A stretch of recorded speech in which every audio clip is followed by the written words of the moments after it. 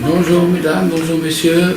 On va faire un petit devoir Torah sur la parasha Ré, c'est la parasha de la semaine, où il est dit, regarde, je donne aujourd'hui devant vous la bénédiction et la malédiction.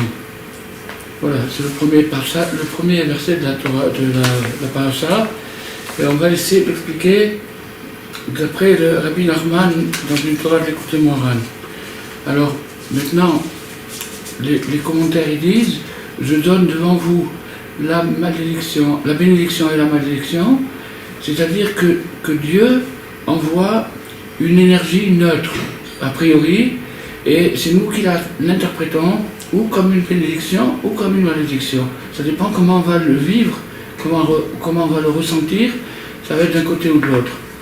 Alors on va voir maintenant comment faire pour permuter, pour passer de la malédiction dans la bénédiction, pour transformer ce monde.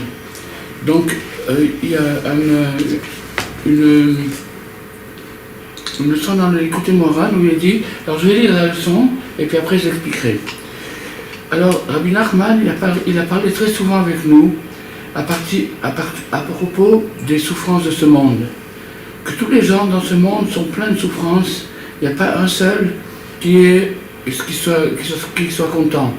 Même les grands riches, même les princes, ils ont aucune joie dans ce monde, car pendant toute leur vie, ils sont remplis de colère et de souffrance.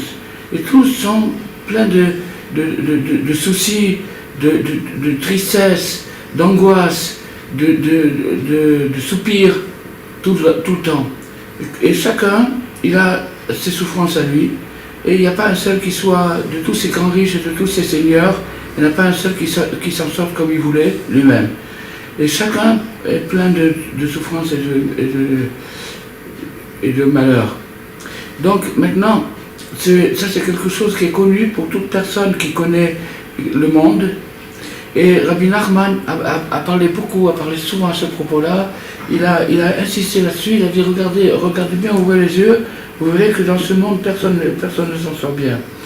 Alors il y en a qui ont des honneurs, il y en a qui ont des biens, il y en a qui ont des châteaux, il y en a qui ont des meubles, il y en a qui ont toutes sortes de choses, mais malgré ça, si on regarde de près, on se rend compte qu'ils sont malheureux, ils ne sont pas contents de leur sort. Alors, de toutes sortes de choses. Et alors donc, il n'y a pas besoin, ça c'est quelque chose, il dit Rabbi Nachman, que c'est quelque chose qui n'a pas besoin de trop appuyer là-dessus, parce que c'est quelque chose d'évident. Il suffit simplement d'observer les gens, et on se voit que maintenant, on va aller dans un club de vacances 5 étoiles, on va se rencontrer que des râleurs. Des gens qui ne sont pas contents, c'est pas le manger, il n'est pas à l'heure, ou ceci ou cela. D'accord? Donc, c'est pour ça que le roi Salomon, dans sa sagesse, il a dit, Kol Yamav Kasu Marovot. Toute la vie de l'homme, c'est de la colère et de la douleur. Alors, donc ça, quand le roi Salomon il a dit ça, il a voulu inclure tous les gens qu'il y a dans ce monde et qui sont pleins de souffrance. Alors maintenant, qu'est-ce qu'il nous reste à faire?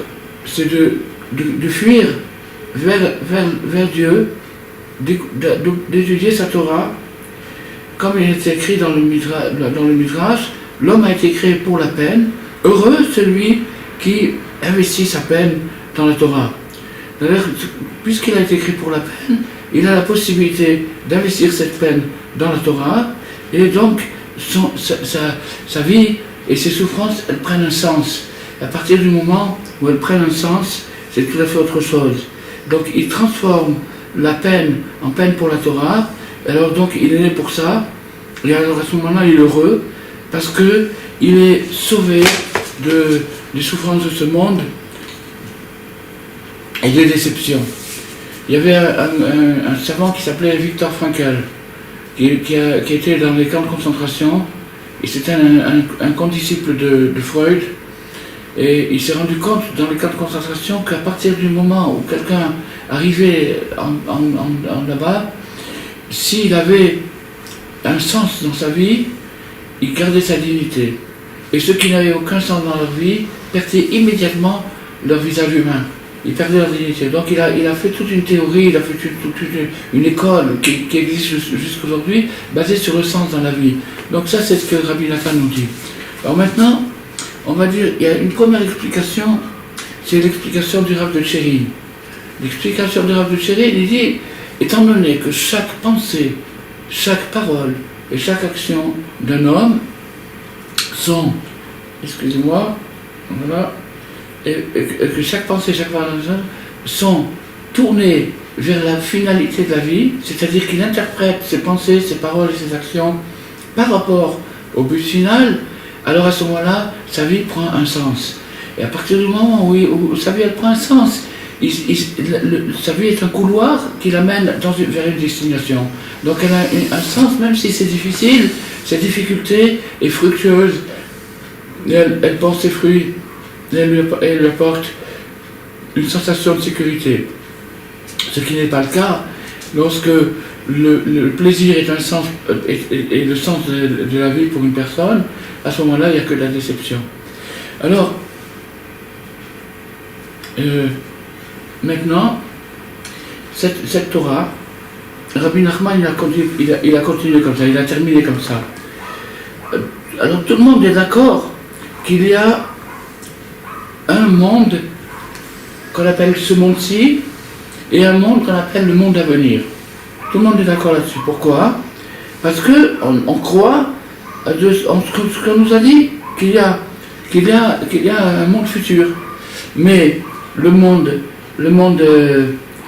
ce monde-ci, alors Rabbi Nachman a dit quelque chose de très fort. Il a dit ce monde-ci, ce qu'on appelle ce monde-ci, il existe peut-être quelque part dans une galaxie, très loin là-bas, il existe peut-être le monde de Olamazé, ce monde-ci, mais ici, c'est l'enfer. Pourquoi tout le monde en parle? Comment? Pourquoi tout le monde dit ce monde-ci? En vérité, si c'est ben pas oui, ici, il n'existe pas. Alors, il existe par rapport à une préparation. En tant que préparation, il existe. Mais pas plus qu'une préparation. D'ailleurs, quand l'homme arrive à sa dernière minute, il ne reste rien de toute sa vie, sauf ce qu'il a réussi à préparer. Donc maintenant, je vais expliquer quelque chose d'extraordinaire. Et c'est ça le centre de la leçon. Rabbi Nachman a dit, le paradis, il existe. Parce que les sages nous l'ont dit, nos pères nous l'ont dit, on accepte ça de tout notre cœur. Ce monde-ci, il existe peut-être quelque part dans la fiction ou dans la réalité d'une planète quelconque qui s'appelle ce monde-ci. Mais pas ici. Mais pas ici, pourquoi? Parce qu'ici, c'est tout simplement l'enfer. Voilà.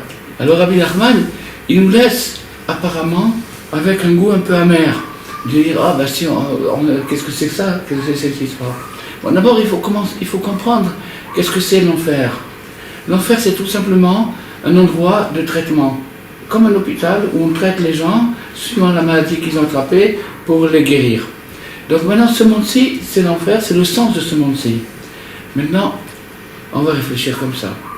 Si maintenant je commence à me dire, je me persuade que j'habite dans l'enfer, je dis, mais dans mon enfer, il y a la climatisation, il y a la lumière, il y a une table, il y a une cuisine, il y a toutes ces choses-là, j'ai des amis, j'ai une femme, des enfants, oh là là, quel enfer, c'est un enfer 5 étoiles. Tandis que si maintenant, je prends à l'envers et je me dis, je suis au paradis, je mérite le paradis, je suis dans le paradis, je suis dans ce monde-ci, alors à ce moment-là, c'est une catastrophe. Il ne peut être que déçu. À partir du moment où on investit dans ce monde comme une finalité, il peut être que déçu. Parce que ce n'est pas le sens de ce monde. Le sens de ce monde, c'est de faire une préparation, de préparer le futur. Si je le prends comme une préparation et je dis c'est un endroit de préparation, alors je me prépare et je sais que ma vie a un sens. Je sais qu'elle a un sens, c'est pour le monde futur. Mais si je m'imagine que le but de la vie, c'est ce monde-ci, et que je crois dans cette... Alors à ce moment-là, c'est la souffrance. Alors une fois, j'ai dit ça à un garçon. Je lui ai dit, voilà, accepte que ce monde-ci, c'est un enfer, ben, t'as été gâté. Pour un enfer, c'est un bel enfer, t'as été gâté. Alors, ce garçon, il a un peu rougi, il m'a dit, mais ça, c'est valable sur le plan matériel. Si je me dis que ce monde-ci est un enfer, sur le plan matériel, mais sur le plan spirituel, est-ce que je peux me contenter de me dire je suis dans un enfer, ce monde-là il n'a aucun sens, etc. C'est sur le plan spirituel. Alors, j'ai réussi à capter son intention, qu'est-ce qu'il voulait dire par là, et je lui ai répondu comme ça.